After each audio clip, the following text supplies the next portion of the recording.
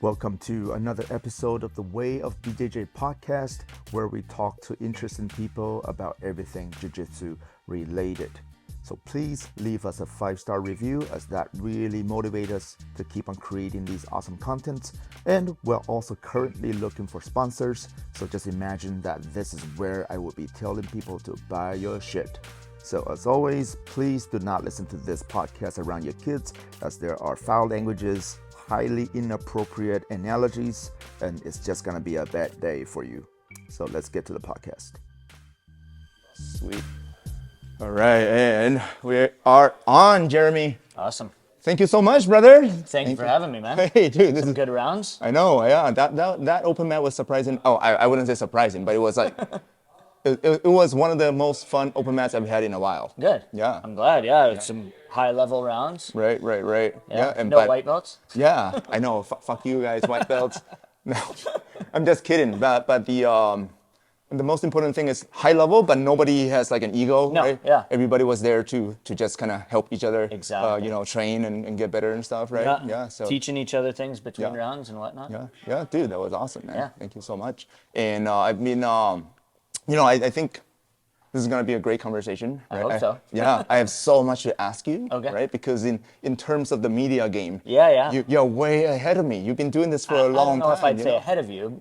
For sure. Years ahead of you, but not necessarily, not dude. levels ahead of you, but years, So for sure. No, man. You're being so humble. I mean, it's like, yeah, like seriously, because can you, for people who don't know who you are, can you kind of introduce yourself a bit? Yeah, so I'm Jeremy Brand. I train and teach out at Apex Martial Arts, as you can see on the shirt. Got my black belt a couple months ago. I've been training since 2006, so it sounds like a long time, but I took like 6-7 years off in the middle there. Rocky patch of jiu-jitsu and whatnot with things that came up in life. And in 2009, I created the website MMASucka.com, and the rest is sort of history. We've gone through ups and downs with the website and whatnot, and YouTube and podcasts and everything. I sort of take a back seat to some things. I've worked with Battlefield, the local MMA promotion, doing post-fight interviews for them. I just like to get my hands wet and sort of hands and feet wet in everything in terms of martial arts and combat sports here in the Lower Mainland, and like to get people's stories out there.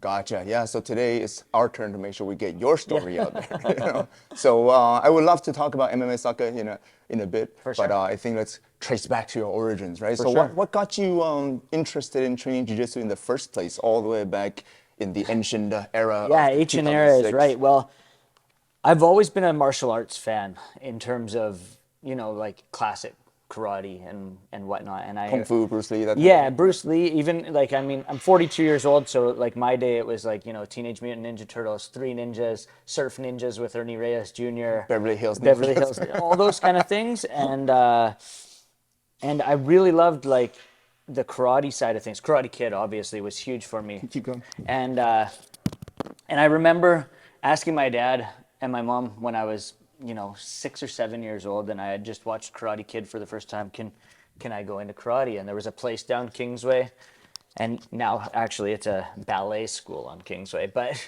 back in the day, it was like this. So not too much different. No, from exactly. karate. So it was like this local karate club, and I was like, I was walked in, and I'm like this little kid, and I'm a white belt, and all I wanted to do was learn how to be like the Karate Kid, kick, punch, flying kicks, and all those kind of things. And maybe 2 weeks into it, I know my parents signed me up. They bought the gi and the uniform and whatnot, and I was like, they told me to get down and do push-ups and sit-ups, and I'm like, this isn't karate.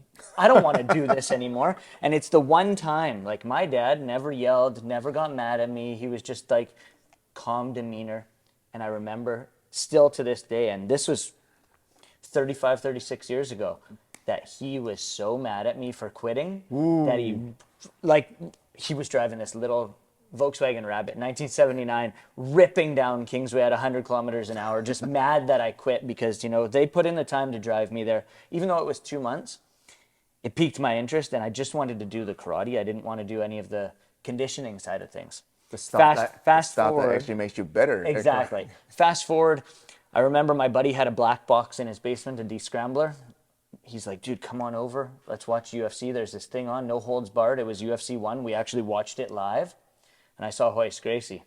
And I saw him go through these guys with a gi on, and I'm like, what the hell is this? He's beating these giants, right? Right, right. So I watched that in the 90s, Yeah, and because that was and then 93, yeah, right? So 93. that must have left quite the It, impression it on left you. an impression, and I was like, I didn't know that there was Because anything local, right? right, 93, let me do the math. You will probably be around 9 I or was something? 12, 12? so I Yeah, was 12? born in 81. Okay, all right. So Damn, my math sucks. no stereotypes here, okay? I know, yeah.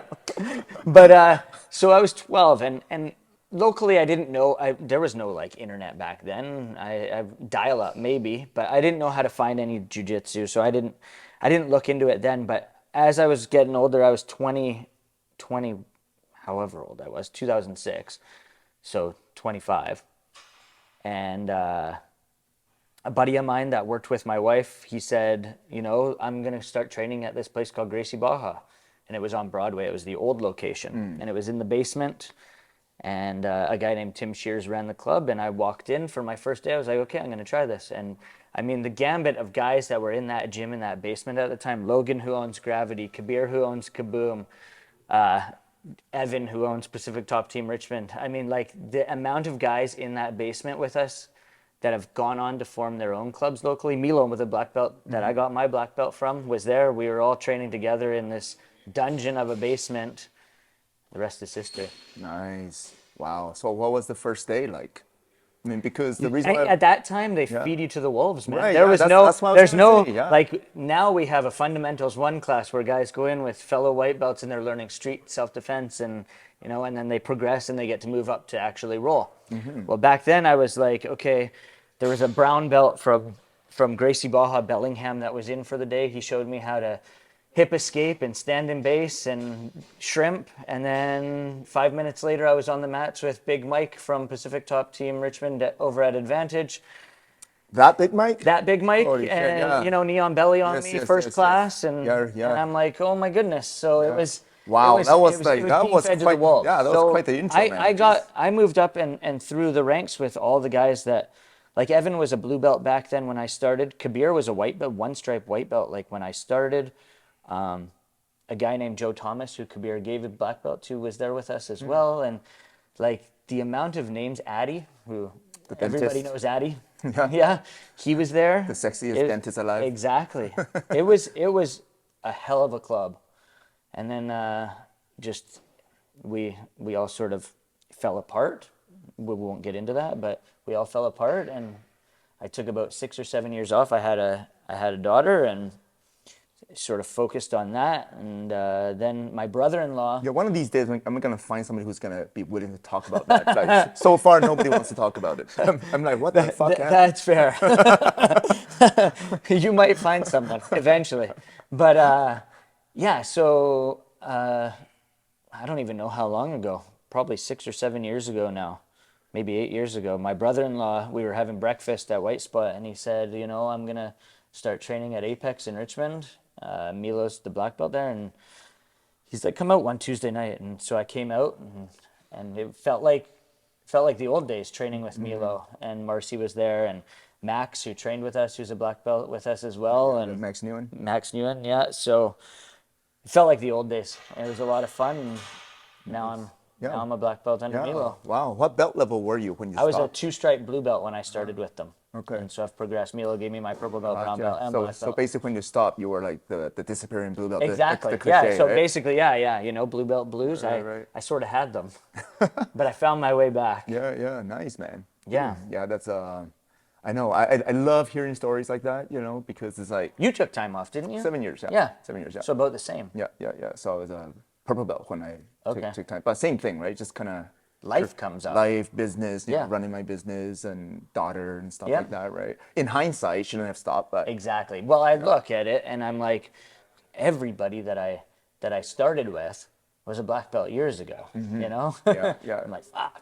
Yeah, But at the end of the day, it's a marathon, not a yeah, race. and in a way, I'm kind of glad too, you know, because I've been jiu-jitsu has progressed so much. Oh, Like, 100%. like I was actually just thinking the other day, I'm like, hey, if I didn't stop, I probably would have gotten my black belt like a few years ago. but then now some of the blue belts will be kicking my ass. Oh, away. yeah. Yeah. Oh, yeah. Then how would I It's feel? pretty wild. Then how would I feel about that? So I would much rather I stop and come back and starting over as a purple belt, Yeah. have no chip on my shoulder, have no target on my back, Exactly. and then just learn the new game and the modern, meta Makes and sense. stuff, right? So I mean, you look at blue belts all around the world. There's some killers out there. yeah, because if you don't manage your ego correctly, I can totally see some older black belts who got their black belts a long time ago. Now they don't even want to go train. No, they don't at all. Because they're so frustrated. They're so embarrassed in a way, Exactly. right? And Whereas who cares if you tap, you Exactly. tap, man. Yeah, It's exactly. the game, Yeah. right? It shouldn't matter what belt level you are. Right. If a guy catches you, he catches you. That's sort of the name of the game. Yeah, nice, man. Yeah. Nice. So what was the biggest reason why you stuck with it this time and finally got your black belt? Because I can't imagine life has gotten any easier. Definitely hasn't. In fact, it's probably gotten harder, if anything. Yeah. I felt like I needed a space away from everything where I can turn everything off. You step on the mats, you can't think about anything else, because if you do, then you're going to go to sleep, you're going to get your arm broken, you're going to, anything. So I felt like the minute you step on the mat, life sort of disappears. And I felt like I needed that. Nice. All right. Yeah. Yeah. Other than turning to drugs, right? Yeah, exactly. Well, I feel like jiu-jitsu is a drug in itself. It's highly addictive. Yes, that's true, and it's better for you. Yeah, Allegedly, arguably. Yeah, because Craig Jones has been saying, no, jiu-jitsu ruins your life. Exactly. Well, it could, in ways. I mean, my shoulder's pretty messed up, and That's true. your body will never recuperate. But at the end of the day, it's definitely better for you. For sure. Nice. So that's your jiu-jitsu journey. That's great. And so then let's talk about how did you start the MMA Sucka? Yeah. So media giant. yeah, in 2009, I was just like, I created something at home, and it wasn't MMA Sucka. It was just a simple website on a program called iWeb, which was on the Mac. It was an iOS program where you could build websites, and I'm like, that was pretty easy. So I ended up turning to something that I loved, and I was like, I love UFC and I love MMA, and so there was MMA Junkie, which actually was UFC Junkie at that time, a long time ago, and then yes. the UFC sort of filed a complaint, so they became MMA Junkie, and there was SureDog, and Fucking UFC is so petty. oh yeah, and then there was SureDog and all these sites, and I'm like, I can make a website. So I created the website, and I was the only one writing for it. And first website I wrote was so dumb. It was about Dana White's favorite razor that I saw him tweet about, like that he shaves his head with. And so I would do results for UFC events, and I would do, post-fight stuff. And all of a sudden I built this sort of following on Facebook and Twitter, and guys were like, hey, can I write for your site? And I'm like, sure, I can't pay you. I'm not making anything off of it at that point. And it sort of grew, and I had like 2 or 3, 4 writers that wanted to stick with it, and I had a guy named Ryan Phillip Lamb who was local, and he hit me up and he's like, I want to start a podcast, we'll call it MMA Sucka, and we did it. It's crazy because even today it's tough to do live podcasts unless you're doing it like live streams on YouTube. But back then you couldn't do a live podcast without various platforms. So there was a thing called Winamp, which you needed on your computer to sort of build and bring things together. And it was such a tough process, but we ended up doing a live podcast where guests could call in. Right. And so we would announce who our guests were going to be for the week. And we had a gym, actually. It was called Raw Academy. It was on Kingsway. And they built a studio for us in the gym. Nice. And so we had a space in there. That's super and dope. and we did this podcast live. So we would announce who our guests were, and people could listen live, and the guests would call in, and sometimes they wouldn't call in, and that made the show that much more interesting, or they couldn't hear us because there were microphone and technical issues. But back in 2009, 2010, it was tough to do anything live. Right. Nowadays, you can do anything online. Yeah, you can use Instagram. Exactly, anything. But back then, it was crazy. So we went through that, and progressed to today. I have like 20 plus writers for the site. I sort of took a back seat. I do interviews with like local guys from Battlefield Fight League. I like to promote those guys and get their stories out there. I like to talk a lot of jiu-jitsu stuff Nice. and post stuff about, Gordon Ryan and that kind of stuff. But the site itself is still running, still flourishing. I have partners who, with a company called Last Word on Sports, we partnered up about 6-7 years ago, and let me tell you, we're not writing about Dana White's favorite razor anymore. It's definitely more professional. Right. Dude, yeah, that's awesome. That's awesome. Yeah. So humble beginnings to now 20 plus riders. Yeah, Right? it's So I can't imagine it has been like a smooth ride at all, right? never. And I mean, What was there like was what there was were like the there, low points? there were low points where, things like we had a Facebook page that had, I want to say 35,000 likes on it. And we had competitors locally, not in Vancouver, but in Canada. And I don't know this for certain, but there was like talk back and forth between the two companies where they would like people would slag each other and get mad and angry. Oh, you copied this, you copied that. And there was a copyright complaint about something we posted, and it was actually on our image, our logo, which I paid for to have made. And that Facebook page got taken down by Facebook. 35,000 followers or likes or whatever you want to call it on Facebook. And we could never get it back. And like those kind of things, it seems petty to think that that's a low point, but when you've built something to that, from 0 to 35,000, and 35,000 may not sound like a lot. It is a lot. Like in terms of the world. Yeah. But to build to 35,000 people, and then, Especially impressions, in right? in a niche In a type niche of, market. right? Yeah. And when you promote work on a page that has 35,000 likes, those people share it with other people and share it with other people. So impressions were over 100,000 and whatnot.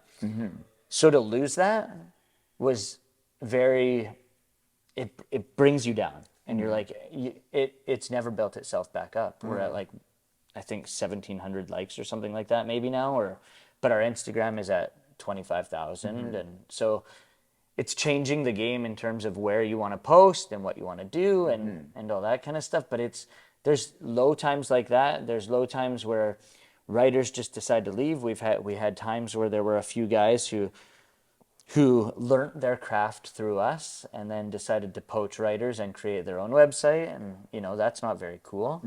Yeah. So there's things like that. I wouldn't say there's any real low points. But those kind of things hurt. For sure. So has there ever been any time for you personally that you're like, man, why am I even doing this? Oh, yeah. Yeah. In the early days, for sure, because it was just me doing a lot of the stuff. So it was me doing results. Like we'd go on vacation and I'd have to bring my computer with me. It wasn't times where I could like do it on my phone back then, right? Or just, hey, chat GPT, right? Exactly. But like, so there would be times in a Saturday night, there would be UFC and I'd have to do results and I'd have to do this. And I'd be like, they'd be out doing whatever they're doing. And I'm sitting inside doing results on my computer. And I'm like, what am I doing this for? I'm not getting anything out of it. There's nothing going on. But it's grown to a point where, again, I don't have to do much. It's not my main job. I work for the Vancouver School Board with special needs kids. That's my main job. This is just a side gig that I love doing. And it's cool to have other people that want to do it along with you. Okay, cool, yeah. So because you did mention this is not your main job, so imagining the monetary incentive is probably not as lucrative as people would think. No, it's definitely not. And I mean, like, so how do there's, you guys monetization, there's ad spaces on the website where we bring in money, and that's what we use to pay writers. And then there's things called sponsored posts where gambling companies and whatnot will want to put a link in an article, and that's where we get myself and my partners get our side of the income from. And it's not terrible money, but at the end of the day, it's not like I love what I do for a living. Day in, day out. I love going to the school. I love working with kids. I couldn't imagine just sitting. I mean, if I did quit my job and sat at home all day, every day, working on the website, who's to say we could probably make a little more money? Right. Because there would be more articles. I'd be actually incentivized to, write way more. Right. But I love what I do. True. And something changes, right? When you have to rely on something full Exactly. time, something changes. The purity of the Yes. passion is almost kind of diluted, right? Yes, Yeah. 100%, because you feel at that point it feels like work. Right. It's not something fun. Yeah. Whereas right now it's still fun for me.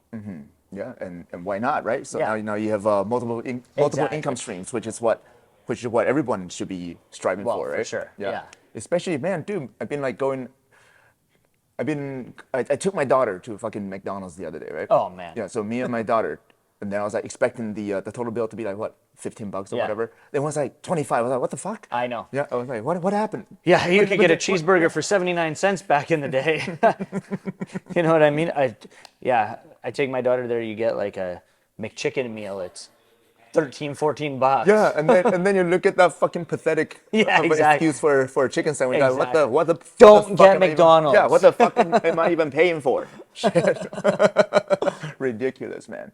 Nice. Yeah. So, what are some of the most memorable things throughout the maybe an interview or maybe some type of events or whatever? What are like if you have to name like one single high point or most memorable thing that happened through the MMA Sucka saga, what would that be? I think just seeing the local promotion, Battlefield Fight League, grow to where it's at today. Again, I was with them, not in terms of like being paid by them or working with them or anything like that, but I covered Battlefield Fight League 1 back in the day. It started in 2010. We started our website in 2009. And we were there for Battlefield 1. I was there, at least. And to see it grow today, to be on UFC Fight Pass, and to see these fighters come through the organization and the amount of guys that they've had go to the UFC. I mean, I interviewed a bunch of these guys after their first amateur fight, like Cole Smith from, up in Squamish. Right. I interviewed him as an amateur when I had to read, I didn't even know who the hell he was. I had to read off my phone the questions that Jay Golshani, the president, wanted me to ask him. And I remember to this day that he was like, after the interview, he's like, dude, that guy just kept looking at his phone. And I'm like, I had no clue who he was. Then he went on to be, he fought in the UFC and whatnot. To see Jamie Lynn Horth make it from Battlefield Fight League to the UFC as well. Caio Machado out of Franco's. the latest Bigfoot, one to make it to the latest big one league, to right? him. Surrey City, who, I mean, he's not from here, but he's from Ontario. He's a Battlefield champion, make the UFC. They've had Michael Chiesa fight for them just recently on this last card. Nice. He was the commentator for the Battlefield Fight League on UFC Fight Pass. So to see them, to be able to cover them from Battlefield 1 to this last event, Battlefield Fight League 78, I believe it was, is so cool to see such high level MMA locally. And I will say, covering jiu-jitsu locally as well, like back in the day on the MMA Sucka YouTube page, we did, myself and Tuna actually, we put on an event at Titan where it was a 16-woman submission only bracket, and it was live streamed on the MMA Sucka YouTube channel, and we got to see some high-level women compete at Titan. Myself and Micah Brakefield were commentating on it, and it was super cool. So things like that. I love to see the local community grow and thrive. Nice. I mean, I've gone to UFC events. I've interviewed like Demetrius Johnson. I've interviewed Rory McDonald. I've interviewed the who's who of MMA. But it all comes back to the local scene. Nice. I think in this, for me especially, I love to see our local guys just thrive, and jiu-jitsu itself as well, because I started in jiu-jitsu before creating MMA Sucka. And to see our guys the way they did at ADCC trials, to see Harrison, to see Mike Crisp last year. Just to see these local guys do so well. Actually, Michael Brakefield hit those twisters last year at trials. Three twisters. And like, just to see that kind of stuff, I love to see our local community. It just shows you how good our local guys are. Right. And to be a part of that is so cool. Wow. Dude, that is awesome. So it sounds like the best part about this is like the human aspect of it. 100%. I don't human stories. Yes, and communities, a lot of guys, friendships, the relationships. oh yeah, right? Yeah. for sure. A lot of guys will will do interviews, and you'll hear their interviews asking, how's your training camp, all this kind of stuff. I don't care about that. I want to know about your backstory. I want to know about, your life, what's going on, and all that kind of stuff. I'd rather get to know you as a person. We made a web series on the MMA Sucka YouTube channel called Mat Wars. And Micah Brakefield was the first king of the mat that we went to. We went to different gyms, and then Matt Kwan. Yeah, so Micah got injured, and Matt Kwan was the last guy to defeat him. So we brought Matt as the king, and nobody wanted to compete against Matt. It was so tough to find him opponents. And so Lucas wasn't around back yeah, then. exactly. Nobody wanted to compete against Matt, and then they were like, "What's the incentive?" And if someone beat the king, they got a monetized, they got a prize to beat the guy, and they moved on to become the king of the mat. So it was literally Mat Wars, but it was such a fun thing to do, to go to the local gyms and to promote local jiu-jitsu. And jiu-jitsu it's in my blood now. Yeah, for sure. So if you had to start over, would you do a jiu-jitsu Sucka instead of MMA Sucka, do you think? I feel like maybe the name wouldn't be the same.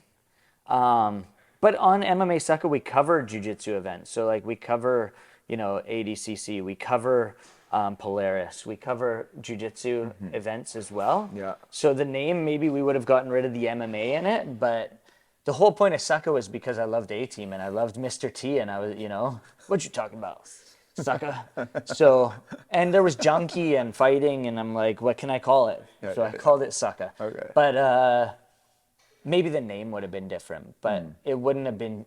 It would have been more generic rather than MMA or jiu-jitsu or grappling. Gotcha. So it would give you a bit more freedom, Yeah. basically, right? Yeah. But it's still working out, fine for you right now, yeah. right? Yeah. Nice. No. Yeah. So what is like your most memorable interview that you have done with like one of those, noteworthy, competitors that you have interviewed before? Like you said, that I like to humanize the guys. And I did work for One Championship for some time, and I did a lot of interviews for them and turned those into written featured stories. And I interviewed a guy named Amir Khan. And he fights for One Championship, and he has Tourette syndrome. So talking to him about that, and it was very eye-opening to hear, because I do work with for the Vancouver School Board, as I said, and to hear the humanization of a guy who's going through this and not able to control tics and all that kind of stuff, and that he's able to fight through it, and he feels at home in the cage. Right. Things like that, like you'd think maybe the guys that I talk to, the big names, I have interviewed Chael Sonnen and all those kind of guys would be the guys that I've interviewed. Gordon Ryan after a Submission Underground event, and you'd think the big names would be it, but no, it's actually because Gordon has no personality.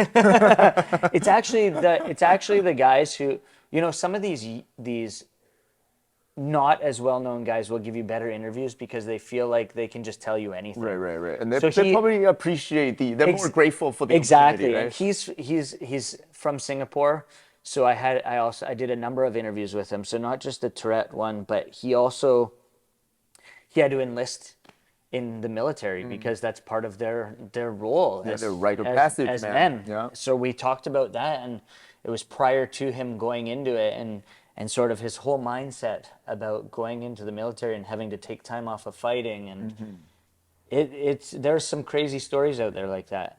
So those are the things that I like to talk about rather than hearing about how their training camps are going. Because every single fucking interviewer is going to ask the same fucking question. Yeah. They're so sick and tired of it. Exactly. Yeah. So they're like, oh, not again. Okay. Oh, yeah, exactly. Yeah. Nice. So and then on the flip side, is there any interview that you're like, this is bizarre, this is so weird? Not specifically name-wise in terms of like who was a terrible interview, but it's always the guys that just give you the one-word answer, right? You ask them a question, they're like, oh yeah, I did this. And then you're like, fuck, how am I gonna, because you always want to create a headline, right? You always want, you want a quote that will create buzz and whatnot, but there's always guys that just, like you said, no personalities. And so if you can't get them to react and respond in a certain way, it's so hard. It's like pulling teeth, man. And you just want the interview to end. So you're like, okay, this is going to be like a 5-minute interview. Right. Yeah. Whereas there's guys, like you said, you do an interview and it could go on for hours. Like, look at when Joe Rogan talks to guys, 3+ hours, right? But there are times where guys just give you nothing. Yeah. Are there certain techniques that you use to try to get them to open up, or do you even, or can you read the person and go through? I won't even bother. Sometimes, yeah. Sometimes there are times where you see a guy and you're like, you've heard him talk or you've heard him say stuff to other people, and you're like, this may not go the way I want it to. And to be honest, I did an interview at the last Battlefield. I'm probably not going to put it out. I won't say who it was with, but it was awkward to say the least. It just didn't. There was no flow to it, and that's what makes interviews tough. Is when there's no flow and you can't. You ask them a question, and typically when you get an answer from an interview, you want to feed off of that answer and create your next question. Right. Well, there was no flow. I couldn't. It was. Oh, I like being here in Vancouver. Okay. You know what I mean? Or what are you doing here at Battlefield? Oh, I'm watching this fighter. Okay. I can't do anything with that. So things like that. Like it's tough to even technique wise, like I said, you want to ask questions that create answers that will give you a reel into the next question. But if you can't, if you're trying and trying and trying, you just need to end the interview. Gotcha. I'm pretty sure this interview was a 2-minute interview. All right. That's for sure. So, based on you having interviewed so many different fighters and everything, right?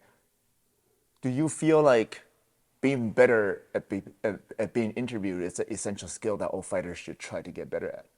I think in order to market themselves, they need to have some sort of interview skill. Whether that's actually being able to answer the questions properly or not, who knows? But I do feel like in terms of marketing, they need to put themselves out there, and that's why, like I have a guy named James Lynch who does interviews for my YouTube channel. He's been in the game for a long time. He does interviews for a number of different websites, and he's got it down to a craft where he's got connections with every management company in the game. So he can hit up the management company and whatnot. There's one management company that won't give him any fighters, and it's just a conflict of interest because of a question he asked a fighter, they didn't like it, blah, blah, blah, blah, blah, and whatnot. But I feel like that's their loss. Right. A lot of the interviews that he does, he gets highest level guys. He's interviewed, like the highest champions. He's got all these guys, Colby Covington, everybody out there he interviews. But he also does it with amateurs. He also interviews, guys that haven't made it to the UFC yet. So he can build a relationship with these guys and get their names out there. So if you can build the relationship from the ground level, like I said with the guys that I've interviewed locally from when they're in their amateur days, I can go up to Squamish and hang out with Jamie any day I want. Like we went up there, myself and my daughter over the summer. She took us to this back down the river. They jumped off a bridge together. So when you can build relationships and get these people's stories out there from an early time, I don't know if I'm answering your question here, but if you can get their stories out from an early time, it'll build that relationship with you to get them at a higher level as well. And I think in terms of fighters marketing themselves, that's a smart strategy. Right. There's the answer to your there question. You go. So it does sound like it should be like a symbiotic relationship, right? I mean, if a fighter, let's say if the fighter is awkward and shy, but if he's able to open up and start building a friendship with another, media person, right, on a level that you just described, then of course. Exactly. And then I of will course, say, some of my first interviews with some of these local people were awkward as fuck, right? But as you get to know them and they become friends with you, and I hate to say that because as a media member, you're not supposed to be friends with anybody, but... Yeah, fuck that. Exactly. But on a local level, I'll like my buddy Josh Kwiatkowski, when he fights, I try to not even be cage side. Josh, the Juggernaut? Yes. I try to not even be cage side. I try to step away because I get so fucking nervous when he fights. Yeah.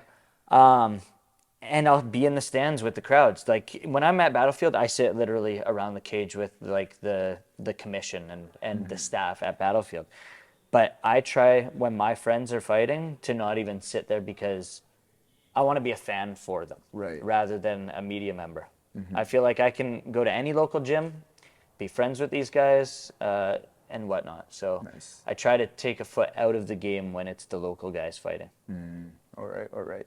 Dude, that's awesome, man. Thank you. Yeah. Thank you, thank you. And because you're here, so I think it would actually benefit me to pick your brain on this one. Okay. Yeah, so as you know, Way Of BJJ, we are trying to create a lot of content and stuff for like Instagram, and Yeah. we got this podcast obviously, right? And we're on TikTok and stuff, right? So, how do you think we're doing? I think you're doing content fantastic. Creation-wise, yeah. Content creation-wise, for sure. You're interviewing everybody you can locally, jiu-jitsu Yeah, wise. because I have no shame. I don't give a fuck. No, and that's the way to do it. That's the number one thing that I would say to you is put, like you said, ego was never on the mats today when we did our open mat. In terms of interviewing people, throw everything out the door and just get to know the person, man. And it seems like that's what you're doing. I saw the one that you did with Ross and the Factory Fresh guys out there. And I thought, the interview is fantastic. And when you can bring stuff out of the guys that you're talking to, you're doing a great job. Oh, thank you, thank you. Because a lot of times, I guess you would get that too, right? Like especially with podcasts, I'm like, man, am I digging deep enough, or I don't think it even matters. I think so long as you can keep the conversation flowing and not make it unnatural, it works. Right. Like my first few interviews that I did as a podcast host, I had all the questions written out and I sounded like a fucking robot.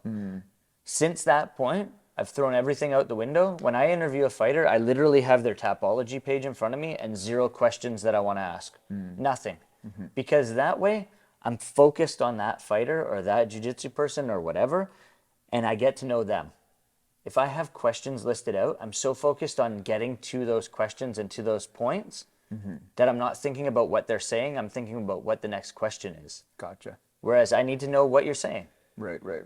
Yeah, because otherwise you'll be thinking about what to ask and you're not actually being present in the moment, right? Exactly. So long as the conversation's happening, it works, man. And it seems like that's what you're doing with this podcast. Yeah, because that's one thing I decided early on. I'm like, okay, what is the only way for me to be consistent with doing this? First of all, I cannot spend too much time preparing because that's going to become work. Exactly. Right? And I can't spend too much time post-editing. That's going to be a lot of work. So once I take those two things out of the equation, I'm like, hey, let's sit down, have a conversation like normal fucking human beings. That's exactly what you got to do. And then it's going to work itself out, right? For sure. And like you said the other day, you were like, okay, I'm going to come up with some questions and I'll let you know them before. I said, I don't want to know what the questions are, right? Yeah. And I feel like that way, if you send, and that's one thing I'll say to you, if you tell the guys that you're going to interview questions prior to, they might sound robotic when they're answering those questions. How do I answer this perfectly? Exactly. Right. So putting people on the spot is probably the best way to do things. Gotcha. Yeah. So because after you said that, I'm like, okay, I'm not even gonna prepare. No. I'm just gonna ask about your journey Exactly. and everything. Because it's pretty obvious, right? Jiu-jitsu, MMA Sucka, and then a human being, a father, and everything, right? I mean, Exactly. yeah. And who doesn't like talking about themselves, right? Some people don't. I do. I think most people do, man. Hey, we had a guy here who didn't even want to show technique, man. Camera shy. Some people don't like that. Yeah. But in private, he will probably open up though. Oh yeah. We'll get it. He'll message me. Yes. Yeah. He's probably waiting to get his purple belt before he starts showing techniques on camera. Right? Yeah. So if there's one thing that you feel like we can do better as a media company, what would be the advice you would give me? Just continue to do what you're doing, man. Just continue to put yourself out there. I love that you're doing technique, like showing off techniques. Simplicity with the setup. Obviously not some crazy, mirrorless camera. It's a budget issue, guys. I love it. But also just keep getting out there. 100%. Keep getting out there. Keep talking to guys. Even if guys don't want to talk to you, force them to talk to you. Maybe go to local tournaments. Interview competitors. Like, just keep continuing to get yourself out there. I think that's the biggest thing. Go to gyms that maybe no one else is going to. Okay. But not some gyms. I'll ask you in private. We'll create a blacklist. Oh man, nice man. So that has been an awesome conversation, Jeremy. I know we can keep on going forever and ever. 100% we did say we need to cap it at around an hour. Yeah. So this way you can get. I don't even know if it's been an hour, but Dude, I can always tell from how bad my back is hurting. So I know this is approaching an hour for sure.